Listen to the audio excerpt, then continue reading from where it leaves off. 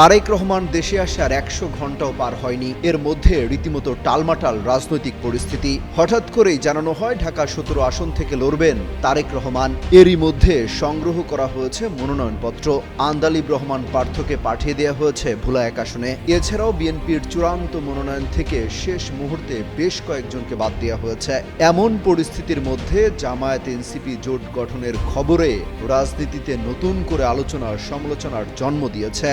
সেই সাথে এনসিপি থেকে শুরু হয়েছে পদত্যাগের হিড়িক। তাসনিম জারার পর তাজনুভা জাবিনও পদত্যাগ করেছেন।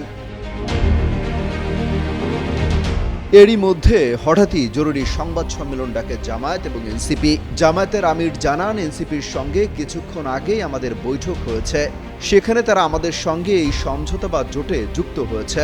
তিনি বলেন, এটা আমাদের মজবুত নির্বাচনী সমঝোতা।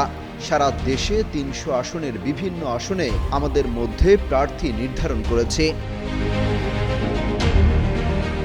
এই জামায়াতের সঙ্গে জোটে অংশ নেয়ার আলোচনার প্রেক্ষাপটে গত দুদিনে এনসিপিতে পরপর শীর্ষ পর্যায়ের দুজন নেতা তাসনিম জারা ও তাসনুভা জাবিন পদত্যাগ করেছেন।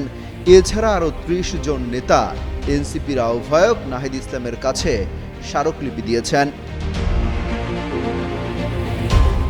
এদিকে নাহিদ ইসলাম বলেন, আসন্ন ত্রয়োদশ জাতীয় সংসদ নির্বাচনে আমরা এককভাবে অংশগ্রহণ করার পরিকল্পনা থাকলেও এখন সেই পরিকল্পনা বাস্তবায়িত হচ্ছে না। শরীফ ওসমান হাদিকে প্রকাশ্যে গুলি করার প্রেক্ষাপটের পর বাংলাদেশের রাজনৈতিক পরিস্থিতি পরিবর্তন হয়েছে।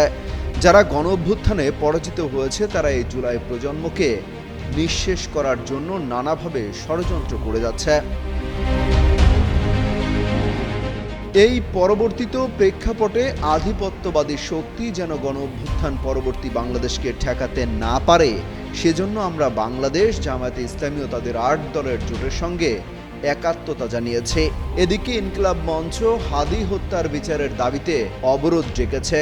সব মিলিয়ে পরিস্থিতি যেন সময়ের সাথে উত্তপ্ত হয়ে উঠছে।